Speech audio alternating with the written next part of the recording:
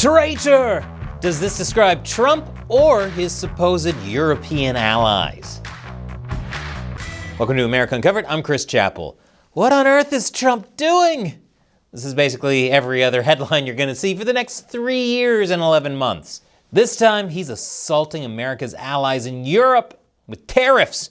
He's even abandoning allies. He's abandoning them like they were Tiffany. Heck, Trump was also talking to Vladimir Putin, of all people, which can only mean one thing. He's appeasing Putin and betraying Ukraine and European allies. It's senseless capitulation and terrible deal-making. Europeans have every right to be angry with Trump. It's so bad, Boris Johnson might even dye his hair so he doesn't look like the star of the UK version of The Apprentice. Well, at least that's the narrative many in Europe and the American mainstream media are weaving in light of Trump's recent actions. But they're not only after him. People also have beef with Vice President J.D. Vance, particularly after he ruffled some feathers by blasting European leaders at this year's Munich Security Conference, saying that the biggest threat Europeans face doesn't come from Russia, but from within. And that's thanks to Europe's stance on free speech and its repressive laws. Of course, the best way to fight back against accusations like this, that free speech is being repressed, is by attacking the man exercising free speech. Many say Vance's speech sounds like it was literally written by the Kremlin. It also emboldens adversaries, because before this speech, China and Russia had been so meek and docile. Absolutely nuts. Not the kind of language you would expect in the 21st century, and certainly not from the US Vice President at Europe's most important security conference. They didn't expect him to talk about what he thought their real biggest security threat was at a security conference? What, so these leaders just wanted to project authority and have their egos stroked? And, oh, actually that adds up. So is the Trump administration really ruining everything? Is Trump screwing over one of America's closest allies? Is Trump the betrayer, the derailer-in-chief, the father and abandoner of dragons? Without a doubt, Trump has been criticized for attacking America's allies. More recently, those included the likes of Canada and South Africa. So critics claim the Americans are completely chaotic, and it's the US that's an unreliable ally. I think unreliable chaotic is somewhere on the alignment chart between true chaotic and lawful chaotic. But there's another way to look at all this. As much as people love to say Trump sees less value in alliances, and he leaves behind the US-Europe alliance in crisis, it's not crazy to ask if there really was a strong alliance in the first place. Is Europe a reliable partner? Is it really acting like a US ally? Heck, is Europe even its own ally? As many of you may already know, Europe has a history of not spending enough on military defense. And this problem has been going on for decades. US presidents, long before Trump, told European nations that they needed to step up their game and not just piggyback off the US security umbrella. Would it surprise you if Obama also said it? Because he did. He called Europe complacent. Even the NATO Secretary General, a European himself, admitted with regards to military spending that the problem is not Trump, the problem is Europe. The money the EU is not spending on defense is going to social welfare programs, which they can afford because America is footing the security bill. Trump is shaking that up. Things got a little spicier more recently after Trump called Putin.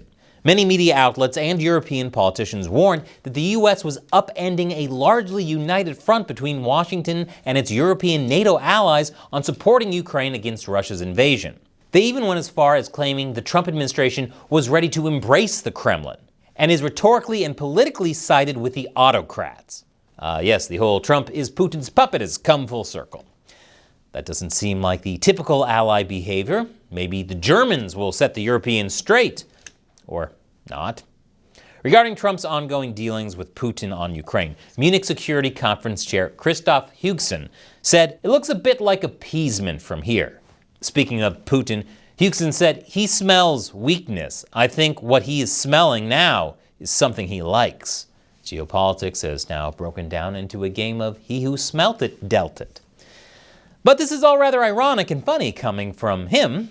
That's because back in 2018, Trump told NATO to increase its defense spending and warned against European energy dependence on Russia.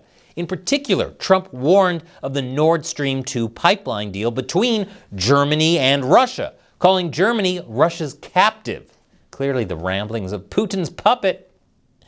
Well, it turns out Huchson was among those Germans laughing at Trump for the warning against relying on Russian oil. That hasn't aged well for him. As chief foreign policy advisor to former German Chancellor Angela Merkel, he was instrumental in Germany's foreign policy, which included Nord Stream 2. He promoted the dominating mentality that Europe could totally work with people like Russia's leader, Vladimir Putin. After all, why couldn't they just be good neighbors? So is that being a good ally? No? Well, how about this?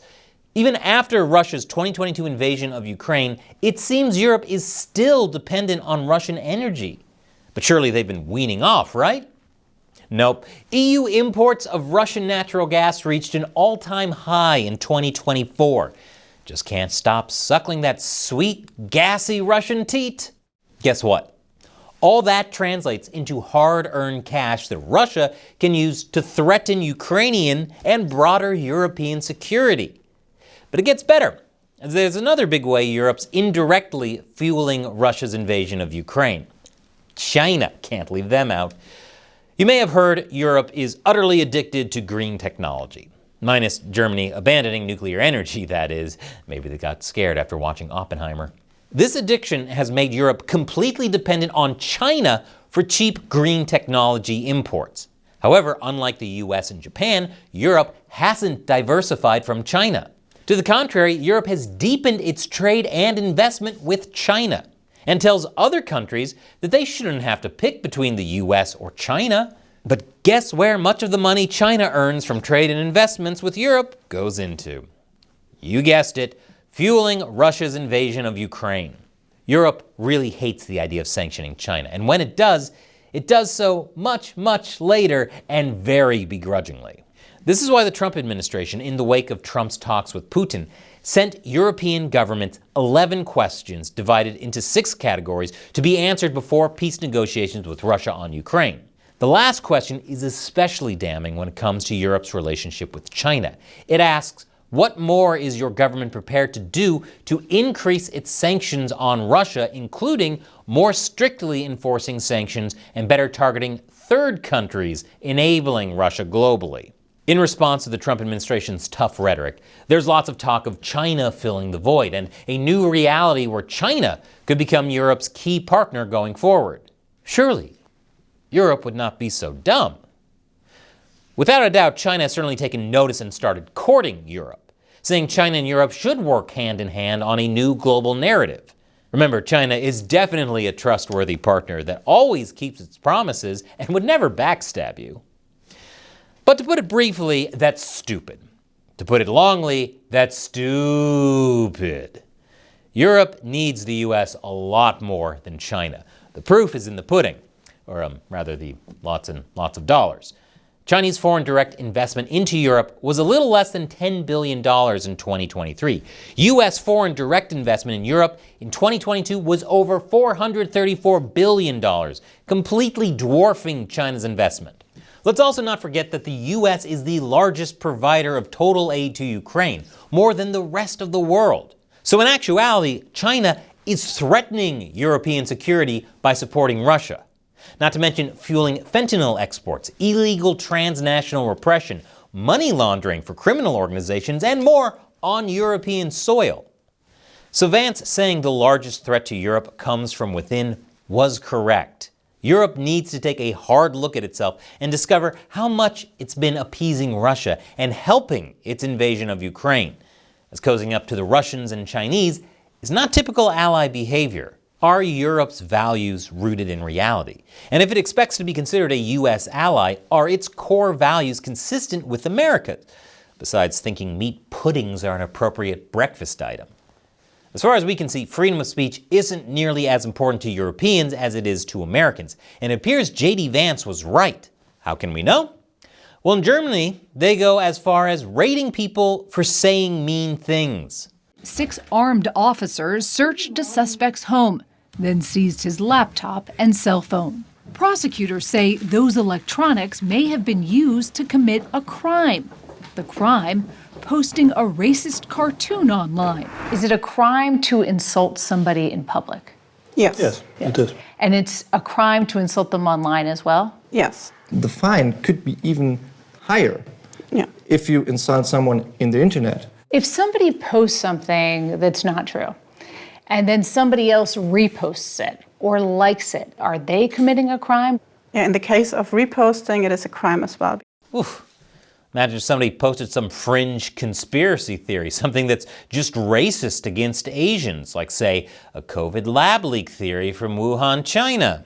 Guess even the CIA should go to jail, right? So with all this in mind, it's a little easier to see what on earth Trump is doing. Until the next headline with the same basic question comes out, it's going to be a long 3 years and 11 months.